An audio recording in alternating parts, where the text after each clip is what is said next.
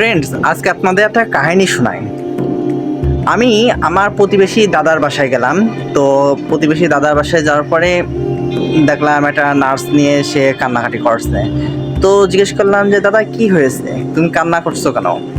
তো দাদা আমাকে বলল, দাদা বলতে সে স্কুলের টিচার ছিল।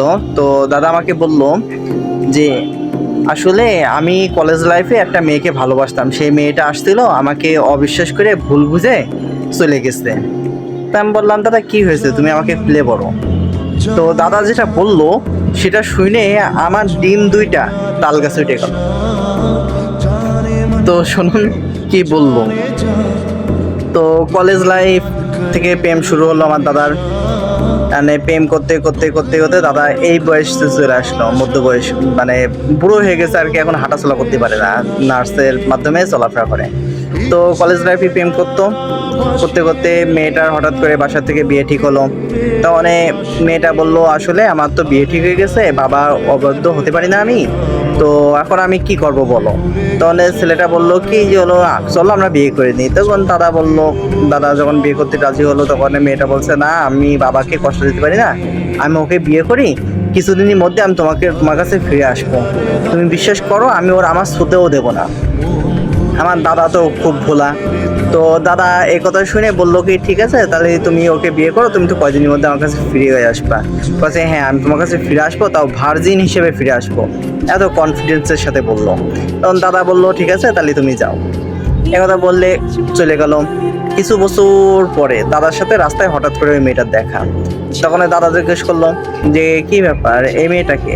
তখন করছে যে এটা আমার মেয়ে, একমাত্র মেয়ে, আসলে ও কি দেখি হয়ে গেল বুঝতে পারিনি, এরকম ভুলবশত হয়ে গেছে, ভুল করে হয়ে গেছে, তুমি ক্ষমা করে দাও, আমি তোমার কাছে কয়দিনের মধ্যে ফিরে আসবো, বিশ্বাস করো আমি ফিরে আসবো। এ কথা বললি দাদা বলছে ঠিক আছে তাহলে তুমি যখন বলতে যত করে বলছো ঠিক আছে তুমি তাহলে আমি তোমার অপেক্ষা করছি। এ কথা বললে মেয়েটা চলে গেল। ঠিক তার 7-8 বছর পরে মেয়েটা হঠাৎ করে দাদার স্কুলে চলে আসলো। মানে দাদা তো শিক্ষক, আমি তো বলছিলামই, দাদার স্কুলে আসলো। আসলে দাদা দেখে তো উঠে দাঁড়ায় পড়েছে, বলছে এরা কারা? তো বলছে আসলে এরা তো আমার বাচ্চা কাচ্চা, আসলে ওই অশিক্ষিত মূর্খ, তা ওর পরিবার পরিকল্পনা নিয়ে কোনো ধারণা নেই, এই জন্য এরকম দুর্ঘটনা ঘটে গেছে। ও যদি পরিবার পরিকল্পনা নিয়ে কিছু ধারণা থাকতো তাহলে এরকম হতো না, আসলে তুমি ক্ষমা করে দাও, তুমি আর কয়েকদিন অপেক্ষা করো, আমি তোমার কাছে ফিরে আসবো। তখন দাদা কিছু বলতে যাবে তখনই কথা তুমি কি আমাকে অবিশ্বাস করতেছো? কারণ দাদা বললো না না অবিশ্বাস করবো কেন, ভুল হতেই পারে, ঠিক আছে আমি তোমার জন্য অপেক্ষা করতেছি। তারপর এইভাবে চলতে চলতে চলতে দাদার বয়স এখন 70-এর কাছাকাছি, দাদা এখন হাঁটাচলা করতে পারে না ঠিক মতো, দাদা ঘরের মধ্যেই থাকে, এখন নার্সের মাধ্যমে হাঁটাচলা বা খাওয়া দাওয়া সব নার্সের মাধ্যমেই হয়। এখন হঠাৎ করে দাদা নাকি আজকেরা আসছিল, গার্লফ্রেন্ড ব্যাক আসছিল, এসে নার্সের সাথে দেখলো নার্স খাওয়াই দিচ্ছে, ওই দেখে ভুল বুঝে নাকি চলে গেছে।